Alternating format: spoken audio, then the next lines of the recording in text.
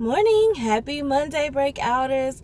I ain't even messed up about it being Monday because I'm off of a 3-day weekend, so I'm ready to go in and tackle this week. Because y'all, I've had like a really great last couple of days. Something I can tell you about the whole breakout process. Like, we know just going forward and stepping into what it is that God has called you to do. It's not like one singular event. It's an orchestrated step by step. It's a process, right?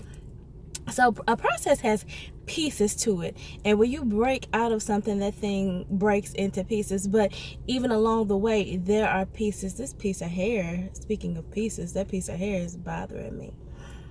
It's not gonna stay down, huh? We'll tuck it in there. Anyways, so along the way, there are pieces, almost like a puzzle. So if you're working, I don't do puzzles, but if you do puzzles, then this will resonate with you. If you are doing like a 500-piece puzzle, you can't necessarily just get like 10 of those pieces, hope for the best, and try to stick them together. No, like, all the pieces matter. The whole layout matters. You have the box that tells you what the vision, the overall picture looks like, and you're trying to work your way to that point. So you may be focused on these pieces over here, but then you need to switch over to this side, and you just work with the pieces as the revelation comes to you, as you see, oh, you know what, that pattern looks the same and these pieces stick together, let me put those together, and I got the same thing going over here, let me put those together. And y'all, like, that's the way this whole breakout process works. Work with the pieces that go together, but don't lose sight of the overall picture. So let me kind of give you just a short recap of the things that were going on this weekend. For one, you know, there was on Thursday morning, I was listening to Pastor Cheryl Brady. I listen to her messages every week, and there came a point where God was like, I need you to pause the video and go do this.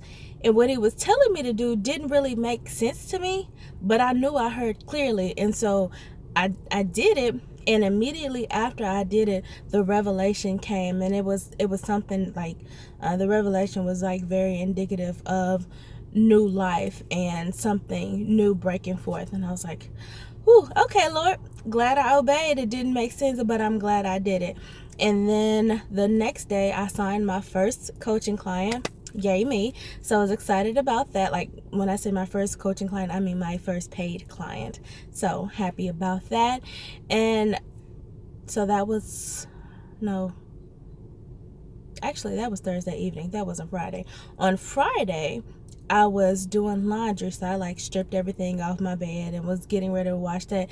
And as I was doing that, I was thinking to myself, like, man, I need a new comforter, but I don't want to pay for one, so I'm just going to put this duvet back on. But I ended up talking to my mom later on that day, and she was like, you know, I feel so bad. I don't get you Easter baskets anymore or anything. Like, I really want to do something for you. Hey, you want a new comforter? Now, out of all the things in the world she could have said, she said that one thing. And I was like, yeah, I sure do. So, you know, that got handled. So my new comforter is on the way. Now, to you, all those things may sound completely like not connected at all. Like, okay, Toya, you got some random stuff going on, whatever. Yeah, you know, in life, sometimes the things that look random aren't necessarily random. And I will tell you this, though those things may not be connected naturally or on the surface, the connection that I pull from it, and I hope you get this too, is that God is faithful. I'll take you to the word in just one second, but God is faithful. Man, getting froggy. And what I know to be true is that if he focuses on the small stuff, the things that don't matter, like a comforter. Like, I can live without a comforter. There's nothing wrong with the one I have. I just wanted another one, and boom, that thing happened. I don't believe in coincidences. Like, I know that God pays attention to, like, even the small things in our lives. And if he's paying attention to the small, you can guarantee that he's paying attention to the big. So if you just remain faithful, like, walk this thing out with him, because you need to know that he is faithful. And when he speaks, just listen, just do it. follow his path. Like when you are walking in the will of God, it doesn't always make sense. It's not always easy, but I promise you, I promise it is always worth it. We're going to go to 1 Thessalonians chapter 5, verse 24, just that one verse. And it says, he who calls you is faithful, who also will do it. He who calls you is faithful, who also will do it.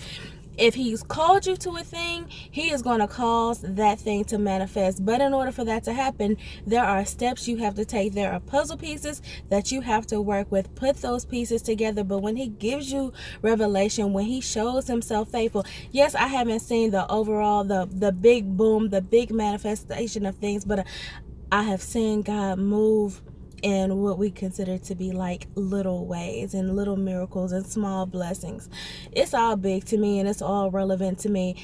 All I need to know is that God is good. I can hear his voice and I'm going to see these things come to pass. So I just continue walking in the way that he has called me. And that is my hope for you, that you will trust and work with the pieces that you've been given. But because he who calls you is faithful, and he also will do it. Yeah, he's faithful. Trust his faithfulness. See him in the small things. Give him praise for those small things. And I promise you, I promise, the big thing will come to pass. Have a happy Monday, y'all.